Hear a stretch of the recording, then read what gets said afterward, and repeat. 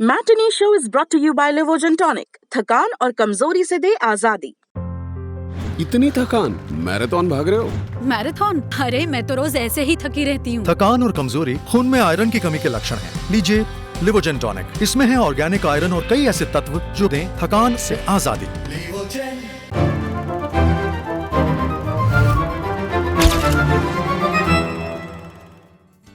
नमस्कार, मेरा नाम है दिव्यांशी और आप देख रहे हैं मैटिनी शो। मैटिनी शो में हमारे आज के सेगमेंट का नाम है स्पॉटलाइट।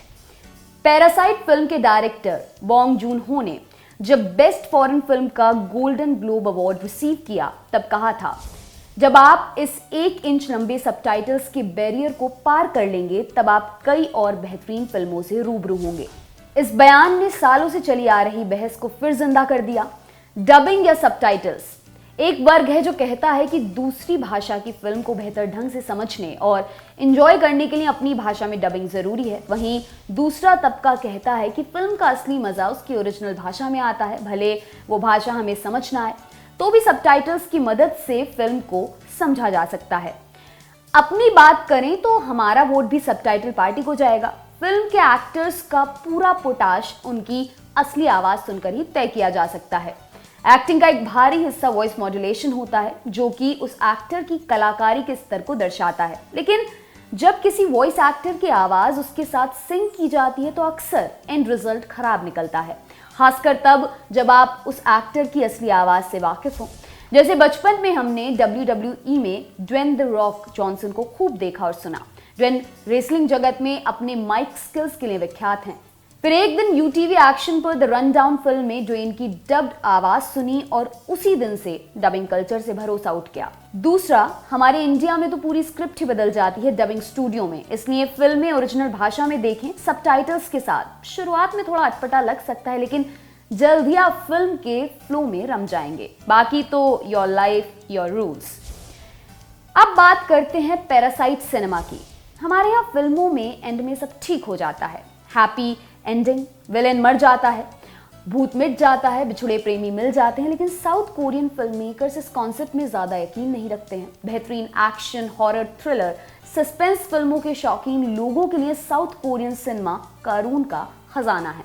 यहाँ कई फिल्म मेकर्स 2 जॉनर्स को मिक्स करके फिल्म बनाते हैं। कई साउथ कोरियन फिल्में ऐसी हैं जो आपके दिमाग को चकरघिन्नी बना देंगी। आपको एक पल लगेगा दिलवाले दुल्हनिया टाइप सीन चल रहा है, अगले पल फिल्म साइंस फिक्शन लगेगी और उससे अगले पल कॉमेडी। पैरासाइट के अलावा भी कई बेहतरीन फिल्में इस इंडस्ट्री में बनाई गई हैं, जिनकी इंडियन फिल्म मेकर्स ने खूब कॉपी भी की है। आज आपको ऐसी ही कुछ साउथ कोरियन फिल्मों की इंडियन कॉपीज के बारे में बताते हैं। 2008 में रिलीज हुई इस फिल्म का म्यूजिक और थीम उस वक्त के हिसाब से अलग था। फिल्म में फरहान अख्तर मेन लीड में थे और कसम से सीरियल वाली प्राची देसाई अपना बॉलीवुड डेब्यू कर रही थी। इस म्यूजिक बैंड की कहानी को क्रिटिक्स ने खूब सराहा। फरहान, पूरब कोहली और अर्जुन रामपाल की परफॉर्मेंसेस के साथ साथ फिल्म के डायरेक्टर अभिषेक कपूर ने भी खूब तारीफें बटोरी। इस फिल्म का कॉन्सेप्ट 2007 में रिलीज हुई Korean film the happy life से बहुत मिलता है।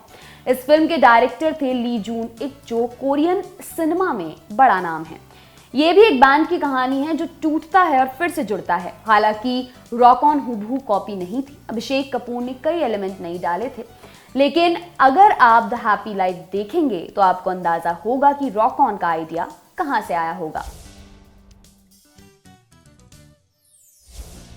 2012 में रिलीज हुई फिल्म बर्फी में रणबीर कपूर और प्रियंका चोपड़ा की खूब वाहवाही हुई। कश्यप के बाद कोई ये दूसरा अनुराग नाम का व्यक्ति था जिसके डायरेक्शन की खूब तारीफ हो रही थी। प्रमोशंस के दौरान अनुराग बासु ने बताया था कि फिल्म के कुछ सीन्स चार्ली चैपलिन की साइलेंट फिल्मों से प्रेरित थे, लेकिन अनुराग ने ये नहीं बताया कि फिल्म के कई सीन्स अलग अलग हॉलीवुड और कोरियन फिल्मों से भी बहुत ज्यादा प्रेरित थे, जिसमें Korean film lovers concert, Hollywood film the adventurer, Benny and Joon जैसी कई फिल्में शामिल हैं।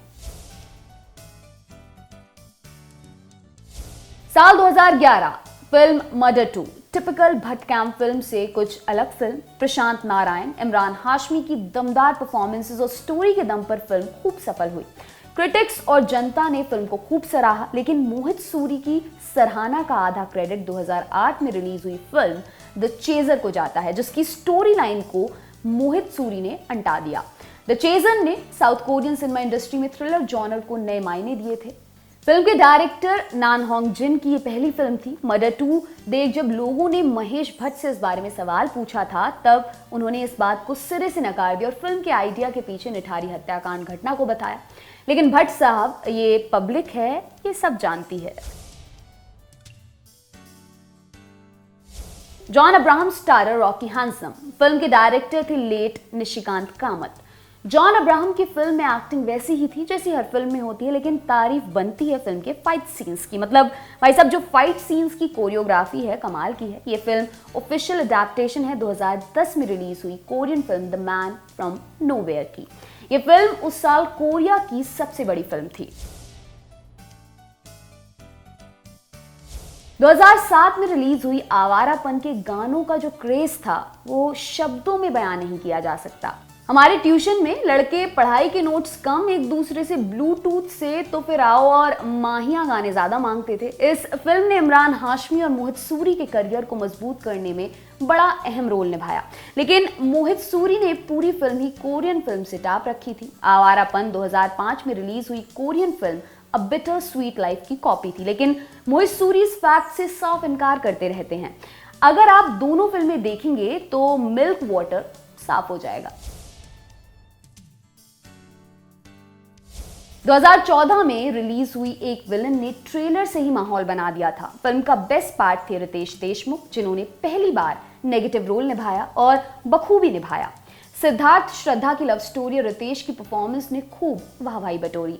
हमें याद है उस वक्त महेश भट्ट ने ट्वीट किया था कि मोहित अब बड़ा हो गया है। वैसे मोहित बड़े तो हो गए हैं, लेकिन बड़े होने के साथ उनकी कोरियन फिल्मों को टापने की आदत नहीं छूटी है, क्योंकि एक विलन भी 2010 में रिलीज हुई Korean film I saw the devil की कॉपी है।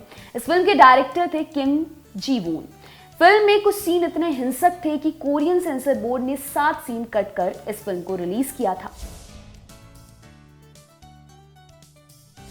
अपनी फिल्मों में संस्कारों के थोक सप्लायर सूरज बड़जात्या ने भी कोरियन फिल्मों से आइडिया टापने में संकोच नहीं किया। 2015 में रिलीज हुई फिल्म प्रेम रतन धन पायो का प्लॉट सूरज जी ने 2012 में रिलीज हुई कोरियन फिल्म मास्करेड से उठाया था। बस इस कोरियन फिल्म में ओवर एक्टिंग की थोड़ी कमी थी, जो प्रेम रतन धन पायो में सलमान भाई ने पूरी की थी। 2019 में रिलीज हुई भारत, अली अब्बास जफर और सलमान खान की डायरेक्टर एक्टर जोड़ी की एक और फिल्म। लेकिन भाई की ये फिल्म भी 2014 में रिलीज हुई South Korean film ode to my father पर बेस्ड थी। इस फिल्म की तरह भारत में सलमान भाई के कैरेक्टर की 8 साल से 70 साल तक की जर्नी है, जिसमें हमारे सल्लू भाई की बॉडी लैंग्वेज 70 साल में भी 40 साल वाली थी। मतलब भाई कुछ टिप्स साथ में एक्टिंग कर रहे सुनील ग्रोवर से ही ले लेते तो अच्छा होता। जिंदा में लीड रोल में थे जॉन अब्राहम और संजय दत्त। डायरेक्टर थे Sanjay Gupta. Film box office पर भी ठीक ठाक चल गई और क्रिटिक्स ने भी संजय दत्त और जॉन की तारीफें की, लेकिन कई क्रिटिक्स ने फिल्म के सीन्स को कोरियन फिल्म ओल्ड बॉय की कॉपी बताया।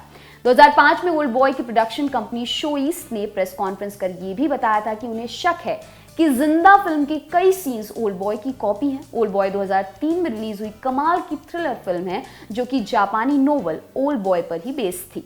ये फिल्म 3 कोरियन फिल्मों की सीरीज द विजेंस ट्रायलॉजी का दूसरा पार्ट थी। इसका पहला part sympathy for mister vengeance 2002 में और अंतिम पार्ट लेडी वेंजेंस 2005 में रिलीज हुआ। हालांकि तीनों फिल्मों की स्टोरी लाइन काफी अलग थी, लेकिन देश विदेश के समीक्षकों ने तीनों फिल्मों का थीम एक जैसा पाया था।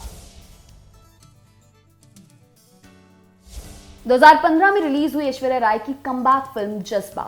ऐश्वर्या के साथ थे इरफान। फिल्म को डायरेक्ट किया था संजय गुप्ता ने, लेकिन जिंदा की कंट्रोवर्सी से सीख लेते हुए इस बार संजय ने कोरियन फिल्म को कॉपी करने की बजाय राइट्स खरीद रीमेक किया था। जज्बा बेस्ड थी 2007 में रिलीज हुई साउथ कोरियन फिल्म 7 डेज पर, जो कि उस साल कोरिया की सबसे बड़ी फिल्मों में से एक थी।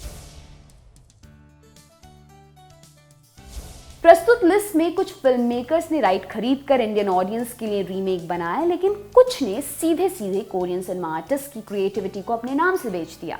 ऐसी कलाकारी हमारी इंडस्ट्री में कोई नई बात नहीं है। फिल्म के सीन हो, म्यूजिक की धुन हो, यहाँ तक कि फिल्म के पोस्टर तक भी हमारे यहाँ के मेकर्स बिना किसी क्रेडिट के थोड़ा सा एडिट कर अपने नाम से बेच करोड़ों कमा लेते हैं। खैर, कोरियन सिनेमा मेकर्स के लिए गर्व का विषय होना चाहिए। विश्व की इतनी बड़ी इंडियन सिनेमा इंडस्ट्री उनके प्रोडक्ट और क्राफ्ट की मुरीद है।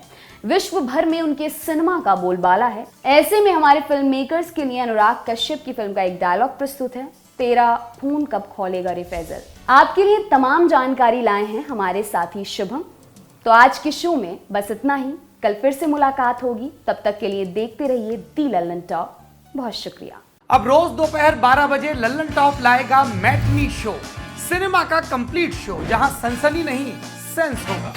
सोमवार बॉलीवुड किस्से, फिल्म और फिल्म वालों की दिलचस्प कहानियां। मंगलवार लल्लन टॉप अड्डा, चौचक बैठ की हेडलाइंस बनाने वाले हीरो हीरोइन डायरेक्टर के साथ। बुधवार कहां गए ये लोग जो कभी स्टार थे, अब लगता है कि गुमनाम है, उनकी खोज खबर। गुरुवार Bharat talkies, best of regional cinema, क्योंकि हिंदी के बाहर भी जाबड़ फिल्में बनती हैं।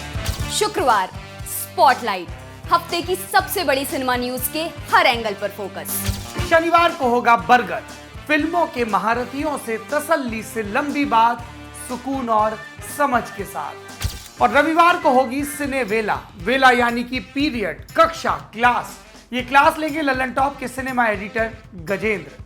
क्लासिक फिल्मों और सिनेमा पर, इसके हर पहलू पर विस्तार से बात होगी। तो रोजाना दोपहर 12 बजे देखिए लल्लन टॉप का मैटनी शो।